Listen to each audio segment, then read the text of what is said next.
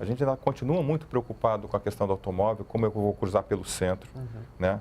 A cidade ela não suporta ficar injetando cada vez mais veículos dentro da área central. Se eu facilitar um veículo chegar ou atravessar o centro, é ruim.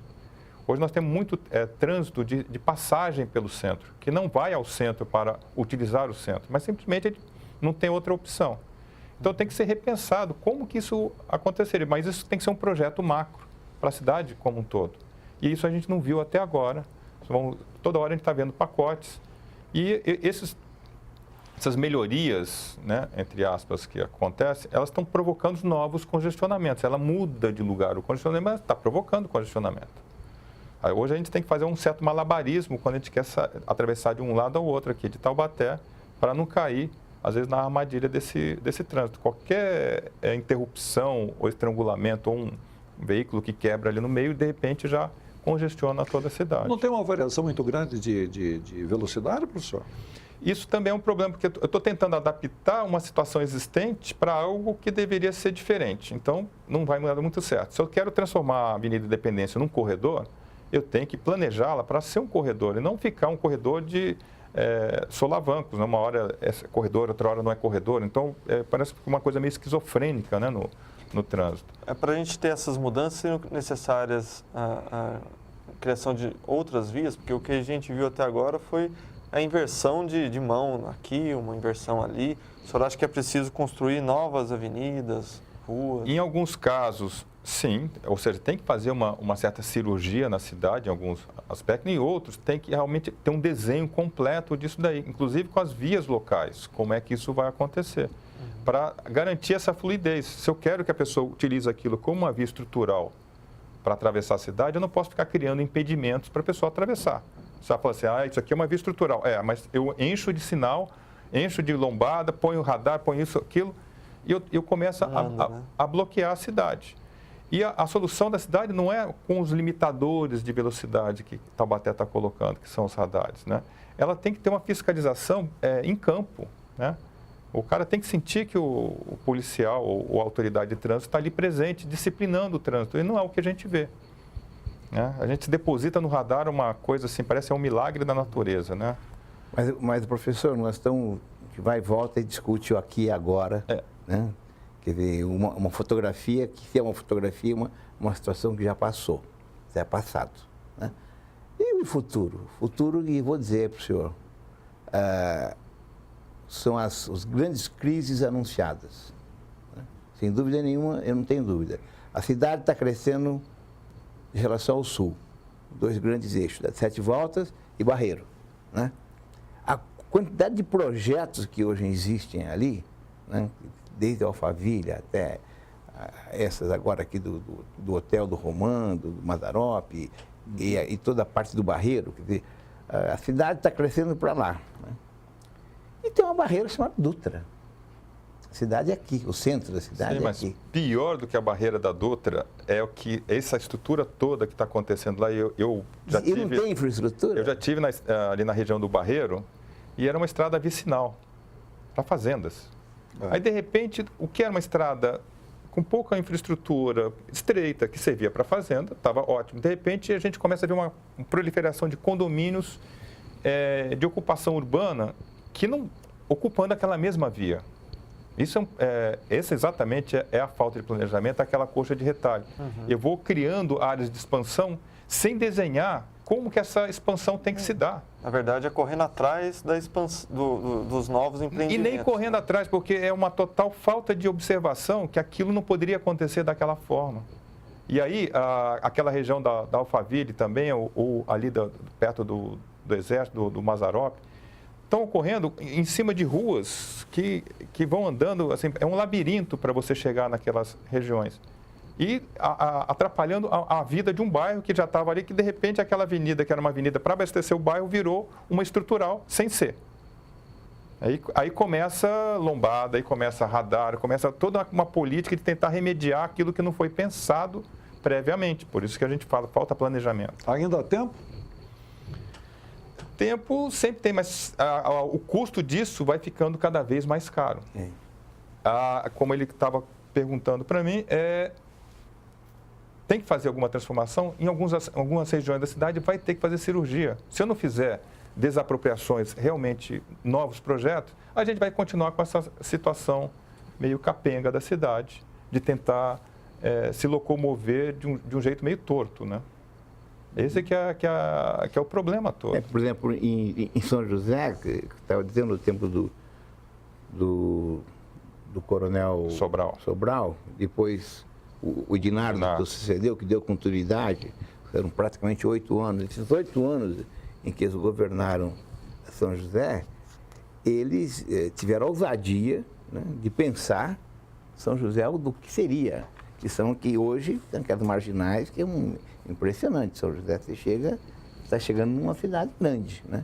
Tem seus problemas, tem muito problema, mas aquilo ali segurou a cidade, 30, 40, 50 anos depois. Né? Exatamente, conseguiu absorver boa parte do impacto de uma cidade que também cresceu desorganizada, mas ela tinha algo planejado, pensado. E aqui em Taubaté não se ouve uma palavra, uma proposta, uma ideia dos governantes locais, né, seja da Câmara ou do Executivo, dizendo assim, olha, a cidade, vai acontecer isso com a cidade. Nós temos que preparar a cidade para o que ela virá a ser. Exatamente. A gente vai ficar tampando buraco. Aí tampa buraco. Aí a gente acaba com aquelas soluções casuísticas. Vamos tirar a linha do trem, porque aí eu abro uma avenida, aí eu resolvo... Sabe, ela resolve momentaneamente num eixo e o outro eixo. Nós temos a transposição da Dutra, nós temos que criar grandes eixos em várias direções e paralelos, para onde eu possa circular a cidade como um todo. Nós não temos isso. Nós continuamos tendo... O que é a grande estrutura da cidade? É a linha férrea e a Dutra. Nós temos ali a Desembargador, que percorre ali um córrego, né? Uma área de baixio, e nós não temos outra estrutura grande da cidade. Nós temos a Estrada Velha, que acabou sendo absorvida aí pelo trânsito da cidade, e mais nada. Você vai para o lado da Estiva, por exemplo, você só tem as rodovias, a Estrada Velha e a Estrada Nova. Outro dia eu tentei fazer uma manobra diferente lá, elas não se conectam, você não consegue chegar perto de atravessar a linha do trem, porque os bairros vão se desaparecendo, ficando... VLT, professor. O que tem? O que tem é viável para a cidade? Taubaté já começa a estudar a utilização. Estuda, né?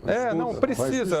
Ela vai ter que pensar num bonde, num BRT, VLT, ou qualquer nome que eles queiram chamar, mas ela tem que priorizar. O transporte coletivo, ele tem que começar a andar, né? Ter prioridade no trânsito. O ônibus atual, ele não pode disputar o trânsito com o automóvel. Porque não adianta nada eu pôr a pessoa aqui, ele fica todo mundo apertado no ônibus, parado no congestionamento, que está cheio de carro também. Aí é desumano, não dá solução. Então eu tenho que priorizar. Ele vai ter que calha exclusiva, ele vai ter que ter um desenho diferente, né? O bonde eu acho interessante porque você põe um trilho e você não impede os outros veículos de circular, mas ele passa a ter uma prioridade, né? E a gente tem que tirar um pouco essa questão da poluição. A nossa região hoje, ela tem uma poluição igual à de São Paulo. Nós somos, fora a região metropolitana de São Paulo, nós somos a segunda região com o ar mais crítico por causa da poluição veicular. Professor, o grande problema é não dar sequência a qualquer ideia, projeto. Né? Exatamente. Primeiro a ideia, depois o projeto. Normalmente se para na ideia. Na ideia. Não segue nem o projeto, quanto mais a obra. O Mário Ortiz, ele no final do seu mandato, eu não sei se foi assunto para a eleição também, na oportunidade, ele reuniu a imprensa e falou sobre um metrô de superfície ligando a região central de Taubaté, até mais a Gurilândia, né? Viria da Gurilândia, passaria aqui pelo centro, iria até Quiririnho, se utilizando inclusive da linha, né? Da estrutura da antiga estrada de ferro que ligava a indústria, a mecânica pesada, a foto, não sei se o senhor se lembra Tem um ramal ali interessante. Tem um ramal ali que já tem um leito pronto. Um leito pronto, que é a única dificuldade do transporte do férreo é a declividade. E as pessoas não imaginam quanto é importante esse patrimônio. E elas se desassociam disso muito fácil. Aí, na sequência, veio, me parece que foi o próprio prefeito Ortiz, se eu não estiver enganado, que acabou asfaltando aquele leito ali, Isso. né, levando e tal. E ele não tem, assim, um fluxo tão grande de Não trânsito. serve ao veículo, porque o veículo acaba usando Porque se fica utilizando outras vias, você ficou ali e você não aproveitou o leito que era excepcional para essa opção de mobilidade, né? de mobilidade da cidade. A cidade, e outra, nós já somos uma região, Taubaté é uma cidade conectada com Caçapava, Pinda, São José. As pessoas não só trabalham aqui e vivem aqui. Nós temos já uma conectividade muito grande. E a gente tem que criar meios para facilitar a vida e tirar o carro do trânsito. Estou falando que na eleitoral vem boas ideias, né? O grande problema é que depois não é, né? O problema é depois. A grande avenida urbana é a Via Dutra. Hoje é a nossa principal avenida. Nossa principal avenida. Então, Mas voltando a essa parte assim, que envolve proposta de governo e planejamento. Acho que, minha opinião em relação ao PT, Partido dos Trabalhadores, é bastante conhecida. No Morro de Amorim, apesar de ter sido fundador do PT, hoje eu não tenho absolutamente nada a ver. Mas em São Paulo, na capital, tem uma experiência interessante, que é um governo que está tanto tempo no governo quanto o Júnior, certo? Só que lá ele tem uma prioridade. Transporte público, por exemplo, no caso de mobilidade urbana, transporte público. Está havendo uma revolução. Quer dizer, gente que gastava 2 horas sentado no ônibus, está gastando hoje 40 minutos. Né, isso é uma revolução. Uma economia de tempo brutal, que dá uma qualidade de vida e a gente não consegue imaginar. Se continuar nesse ritmo e conseguir fazer as obras que estão para vir de São Paulo, o Haddad ele vai se tornar um herdeiro político muito forte. E tirando o carro das vias. Tirando o carro das vias. Já há uma exatamente. política no mundo todo sobre uma pedestrianização da cidade. A gente tem que favorecer que as pessoas se convivam mais. E isso é um potencial que Taubaté tem, que não pode ser desperdiçado.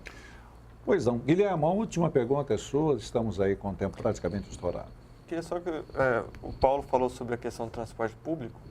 Agora, em Taubaté, a gente está há 40 anos com a mesma empresa.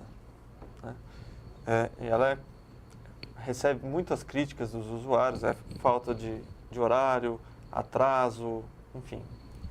A prefeitura chegou a dizer que iria fazer uma licitação para a troca dessa empresa, ainda sob a pressão daquelas manifestações do ano passado, mas isso não vai acontecer. O senhor vê alguma perspectiva de melhora do transporte público a curto ou médio prazo? 30 segundos, professor. É somente quando a prefeitura for capaz de fazer um projeto de transporte, onde ela não fique a reboque desta ou daquela empresa. Tanto faz a empresa atual ou uma futura que vier. Se ela não tiver uma proposta definida de o que ela quer para o transporte público, ela vai sempre ter problema. Então, é fácil jogar, às vezes, para a empresa a questão. Mas não é o problema, é o do poder público, que tem que assumir, né, como prioridade a questão do transporte. Professor, muito obrigado, muito bom dia. Eu que agradeço, acho que foi uma grande oportunidade de poder esclarecer um pouco mais as Prazer questões para a aí. gente. Muito obrigado ao professor Flávio Mourão, também aos jornalistas Guilherme Codazzi e Paulo de Tasso. E muito obrigado a você, ouvinte e difusora, você telespectador da TV Câmara. Amanhã estaremos de volta às 11 da manhã. Uma boa tarde.